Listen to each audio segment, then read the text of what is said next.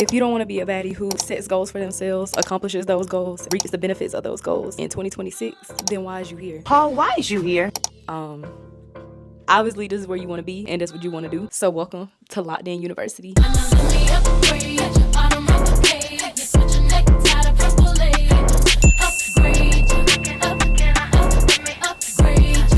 So last time I didn't introduce myself. My name is Jasmine. If you like watching videos about natural hair, learning some new workouts for the girls in the gym, lifestyle stuff, a little bit of travel, and also somebody that'll help you get your life together with some self-help, yeah, I'm your girl. So go ahead and subscribe to me and go ahead and join the series for Locked In University. Before we get started, I just first want to set the intention for this video for you, specifically for the viewer, because I feel like when you start getting into these types of videos, like the self-help, the self-productivity, it can be addicting, and it's like you just listening to a whole bunch of hoopla and you're not actually applying that to your life. So I just want you to think for a minute, like, okay, is this the first video that I've come across like this, and what was my intention for clicking on it? Is this the 10th video I watched today? Yeah, I'm just watching because these people are telling me what I want to hear. I understand, I get it, because like when I first started getting into these type of videos, like when I was 23, like 2 years ago, I would constantly watch them. You get addicted to it. Like that's literally what it is, because it's kind of clickbaity a little bit. I ain't trying to clickbait y'all, I'm really trying to teach y'all something. So basically, to make a long story short, just get a paper and a pen, and I want you to actually take notes on what it is that I'm talking to you about today instead of just storing it in your brain. That's it. So set the intention. Locked In University, let me tell y'all what this is. So basically, we in the great lock-in era. All of us are going through the lock-in together. So in this university, I'm gonna be teaching y'all some different tips, how to kill the great lock-in, basically, like how to even set your goals up. What is the great lock-in? That's what I dove into in my last video. So yeah, in today's video, I'll be talking to y'all about, we're gonna learn about what SMART goals are. I don't want y'all to think like this is like super academic or nothing like that. So what are SMART goals, to be exact? The word SMART itself is basically just an acronym, and this term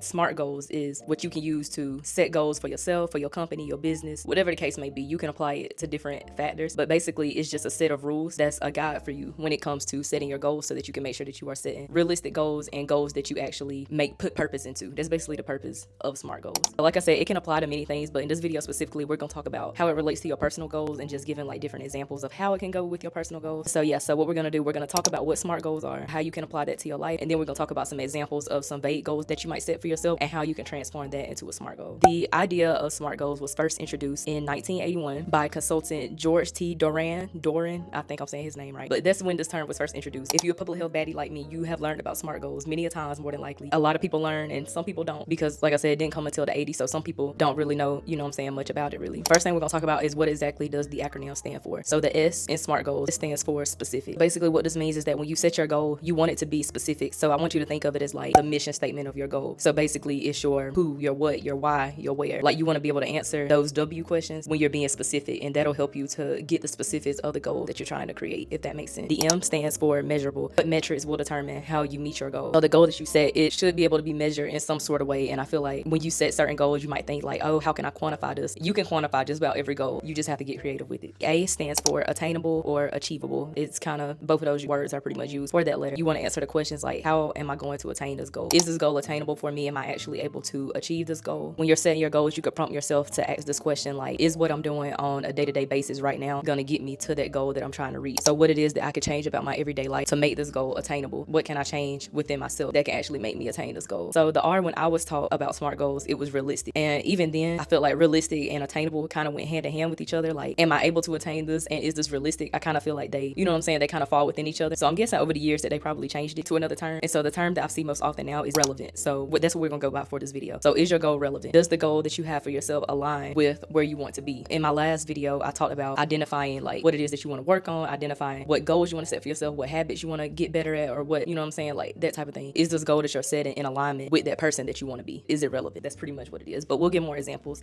as we get deeper into it. And then the last letter of it is the letter T. The T stands for timely. Does your goal have a realistic timing date? Are you actually setting a end date for this goal? And you really have to be real with yourself with this, like making sure that it is appropriate time. You're not gonna sit here and be, oh, I don't run at all, but then next week I want to be able to run a 5K in 30 minutes. That might not be the most realistic thing. So now we're just gonna talk about how can you apply these SMART goals to your real life. The first thing that you have to do is to even identify what it is that you want for yourself, and that could be many different things. You might want a new car. You might want to move to a new city. You might want to go to the gym more often and build some muscle. You might want to buy some more clothes to help you feel good about yourself and upgrade your wardrobe. Like it could be many things that you want it to be. You just have to be able to identify that and then set your goals based off what it is that you see for yourself, your higher self. After you identify the personal goals that you want for yourself, and you truly know that that's what you want for yourself and that it'll be good for you, that's when you're going to go in and you want to start creating the SMART goals. And these vague statements of like, oh, I want to go to the gym more, I want to move to a new city, this is when you're gonna start breaking it down into goals and using that mechanism to be able to make it realistic, achievable, measurable, specific, and timely, all of it. Just like everything else in the world, there are counter arguments to the effectiveness of SMART goals and if they really are the most efficient way to set goals for yourself. Some people believe that they have limitations to them that may not allow people to achieve the goals that they want to achieve. Just gonna talk about now some of the counter arguments and basically what the ops are to SMART goals. One of the most common things that I was seeing from my credible research, Google and TikTok. So one of the biggest arguments to SMART goals is that it kind of lacks room for creativity and drive for high achieving goals, because for a person, maybe for you watching this video, it's like if you don't believe in yourself that you can attain something, that can be limiting for a person who doesn't truly believe it. So if you already have a tainted image of what it could be, or if you have people around you telling you like, oh yeah, this is impossible, it's not good for dreamers. I'll say that it may not be ideal for dreamers unless you know what to do with it, unless you know how to create an action plan with it. And I feel like that is the most important thing. Let's say this goal, your goal is to become a paid content creator in 3 months. For some people, this might be impossible. Some people might be like, oh, like nobody wants to watch me, or I don't have anything to post about, blah, blah, blah, this, blah, blah, blah, that. For some other person, that might not, once they get to that R, that realistic is irrelevant. It might not be realistic to them, or it might not be timely for them because they don't feel like they can achieve this in 3 months. But clearly we living in a world where people are doing that within 3 months. So we know that it's not impossible. But that's why I said it just all varies between person to person and whether you truly believe yourself that you can attain this goal and that you can achieve it. Because all I'm gonna say is like, you know what I'm saying? Like you and God, like you take it up to God, you pray about it, let him use you. And yeah, I feel like you could do whatever. You have to still be realistic with it. Like I said, like the 5K example, if I don't run at all, but then I want to try to run a 5K in 30 minutes next week, like that's just not, you know what I'm saying? That's just not ideal. Like I was saying, I feel like this can be prevented by, for one, having an action plan with your goals, which is very important because it's kind of useless to set these goals and then not have an action plan with it. So I feel like having an action plan can kind of battle these counter arguments of like lacking creativity and lacking to strive for the best and all of that. Another thing that I feel like that can prevent this is by having small short-term goals that eventually will build you up to lead you to that goal that you have overall. So yeah, this is just strictly my opinion. I feel like SMART goals are more effective to like go in depth about it when it comes to long-term goals. Like you still can apply the SMART goals mechanism to your short-term goals, but I feel like with the long-term goals is when it's more effective to really go deep into it. But I feel like with your short-term goals, you don't have to go as in depth because you have this long-term achievement that you want, right? You want to be the content creator in 3 months. Then your short-term goals that are going to lead up to that is like, okay, I'm going to post every week on Monday. I'm going to post a hair video every week on Monday, and I'm going to record it on Friday before, and I'm going to edit it on Sunday. You are still applying the SMART goals to that short-term goal, but you know what I'm saying? You see what I'm saying? It's stacking you up to get that overall achievement of one day becoming that paid content creator. So I feel like too, accomplishing these smaller goals will help you from becoming disappointed and getting discouraged. So say you don't end up being a content creator in that 3 month time period that you set for yourself. But if you look at all the work that you put in and all the work that you did, you posted this video every week, you stayed consistent with yourself. I feel like that is very important to be recognized. You really have to reward your small wins. And then who knows, by month 4, then you become a paid content creator because you kept putting in the work and you kept doing it. So yeah, I just feel like it helps with the overall disappointment of, oh, I set this goal in January and then here it is December. I didn't even get it done. So now I'm disappointed. But when you had that action plan and you had these short-term goals that you have to build yourself to get it in December, then you know what I'm saying? Like you'll be happy. And I feel like too, it's always good to remind yourself that when you're doing your short-term goals to build up to that long-term, it's okay to always change. Like as you are posting your content or whatever, like, okay, I'm posting my content, but my job kind of getting in the way, or I'm not really able to edit as often as I would like to. Like me, I be going through that. You may have to adjust your long-term goal, and I feel like that's okay. Like for example, for me, like my long-term goal was, I think I wanted to post like 4 videos every month, and stuff started picking up at work. It wasn't that I was totally like just avoiding it. What could I possibly have made more time for it? Yes, but I took it upon myself. I had to have a talk with myself, like, okay, I probably can only post on YouTube and stuff probably like twice a month, because long-term, like long-form content is no joke. Like it ain't no joke at all. Might have to do it, you know, only twice a month, and that's okay because I'm still putting in the work and I'm putting in the quality content. So like I said, the last thing we're gonna talk about is examples of turning a simple goal into a SMART goal. We just gonna go through some common goals that I feel like people have for themselves. I want to move out my mama house and I want to rent my own apartment. Let's think about it.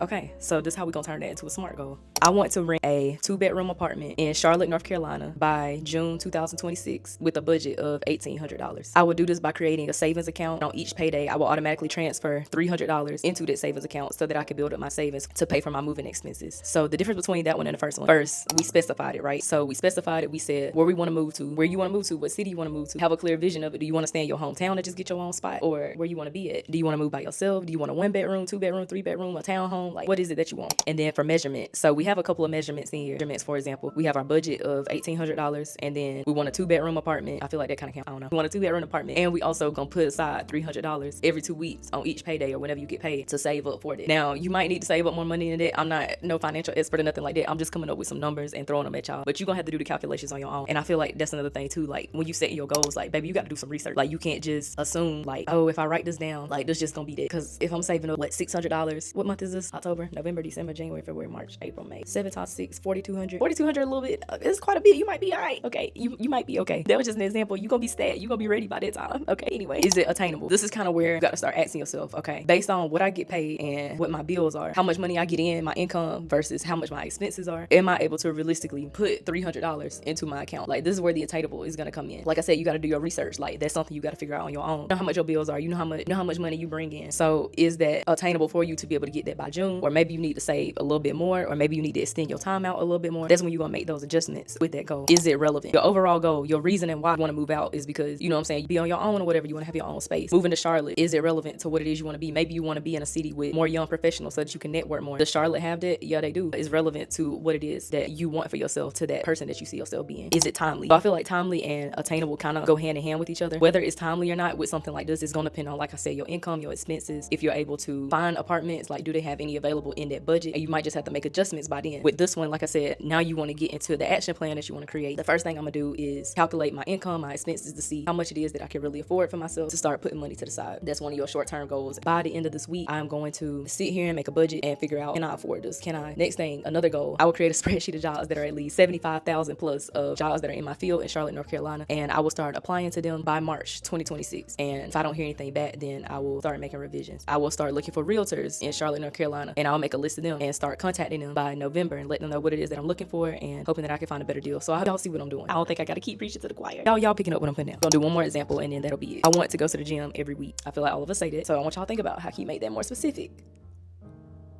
How can you make it more measurable, attainable, realistic, relevant, timely? I want to strength train at Planet Fitness 3 times a week, Monday, Wednesday, and Friday. Mondays will be legs, Wednesdays will be lower body, and Fridays will be full body. I will do this by researching exercises each week so that it'll be easier for me to know what exercises I'll be doing. I already make my plan on Sunday for the rest of the week so that when it comes time for me to do the workouts, all I gotta do is go in and do them. I don't have to think about what it is that I'm doing. So y'all see how this is a smart goal. I'm not gonna go in and break that down. It's specific. It told you where, it told you why, the who. Your why is pretty much that initial statement. It's kind of common sense, y'all. Like, don't think too hard into it. I just really am passionate about, like, people accomplishing their goals and just getting, I guess, like, the best version of themselves. So let me show y'all some stuff I've been using recently. Hold on. Okay, I'm back. I have a quarterly goal planner. So basically it's just like a 3-month planner. Have your 3 months or whatever. It prompts you with these questions. I got it from Barnes & Noble. I'm gonna show y'all what it look like. But this is how it looks. And it's about that thick. So I actually started it in September because technically you can get, you know what I'm saying, 4 of these. They are kind of expensive. So I had to wait till it went on sale. And yeah, I wasn't paying $28 for this. I waited till it went on sale. But you can buy like 4 of these for like the year. And you probably can find some cheaper ones somewhere else. But like I said, it's Barnes & Noble. So that's why they cost that much. But I'm sure you can find like some different options on Amazon. I like using this quarterly goal planner. So the way it's set up, this page right here is like goal setting. So you write down what all your quarterly goals are. So for me, my quarterly goals were what I have on that vision board right there. And I feel like that's a good reference for you to go back to. I feel like a lot of people create vision boards. And if you didn't create a vision board in January, like, that's cool. Like, do not stress it. Like, you can create a vision board for this last quarter of the year. Like, it's not that deep. Or a great lock-in vision board. That could be some homework. But anyway, yeah, that's something that you could do. But anyway, so yeah. So it has the quarterly goals on the front page. And then they have like each month. I didn't write down any goals for September because I'm a slacker. It has like each day right here. You manually fill it in. So you can buy this book at any time because it's not already pre-filled, which I like about it. So you put your dates in or whatever. And then I probably should just like turn the camera around. It'd be all right. And then you have your goals of the week. So it's only like 8 goals per week, that spaces that is set, which I recommend because like the smaller the better, but just make them purposeful. And then it has a prompt for after the week is over. How did you do on your goals? Like, did you accomplish them? This is the only con that I don't like about this journal, is the fact that all the week goals are on the front pages together. And then you have to flip all the way to the back to get to the daily plan. So like, this is why I have it bookmarked. So this is the week that I'm on, but then this is like the daily page that I'm on. And so it's easy to forget like what your goals are without like going back to look at it. So I have to like be intentional about going back and looking at my goals. So yeah. So then the daily plan, it has like things broken down by the time. So like 6 a.m., blah, blah, blah, whatever. And then you have your goals of the day, all that. But yeah, I really love this journal. I was about to tell y'all something else. But yeah, anyway, I would recommend getting a quarterly goal planner because it's October and we in the 4th quarter. So I feel like this would be great for the great lock-in. I'm currently reading this book right here. I am a reader. I don't really do too much self-help like that. Like I have a couple that I want to read, but it's not the only thing that I read. I like reading romance and crime and true crime and all that. So, but I'm open to reading, you know, the self-help. So I'm reading the 12-week year right now. I'm like on page 3. So it's not like I can tell y'all a whole lot about it, but I feel like this is also probably, it has a lot of great reviews. I haven't heard too many people say anything negative about this book. So I feel like this would be a great read for the great lock-in too. But it's already October. It's October 3rd. So you need to go ahead and get it like now. I got it from my library, and yeah, if y'all don't have your library card, why? But that's another conversation for another day. But yeah, it's basically just how to get more done in 12 weeks than others do in 12 months. And I'm assuming it goes through like a plan of kind of like how Atomic Habits was, to just tell you. It's written by like executives. Yeah, whatever. It's written by executives or whatever. But yeah, I'm gonna be reading that book, and I'll tell y'all about it as I keep reading it, because I do need to do better about reading it. Okay, so yeah, just to conclude this video, I'm done ranting, going on. So yeah, just to conclude this video, thank y'all for watching. Like I said, y'all gonna have homework. So the homework is gonna be this. After you identify, I hope y'all did your homework last week, because I'ma know if y'all did anyway. But yeah, you did your homework from last time. You know, identify your big 3, what it is that you want to lock in on. And then now I want you to create some goals. So just some one-word statements, like keep it simple. One-word statements of what your goals are for those big 3 that you chose. Like I said, be fitness, you want to do some hobbies, you want to make some more friends, whatever the case is. Like, make just regular statements. Like, I want to be a content creator. I want to move to a new city. And then turn those into the SMART goal. That's your homework, okay? And then after that, you're gonna create your little action plan of how you are gonna achieve that SMART goal in these next 3 months, okay? I hope I'm not asking for too much. And if you don't have a vision board, like, go ahead and make a vision board too. You can make it on Canva. You can make it on Canva. Canva is free.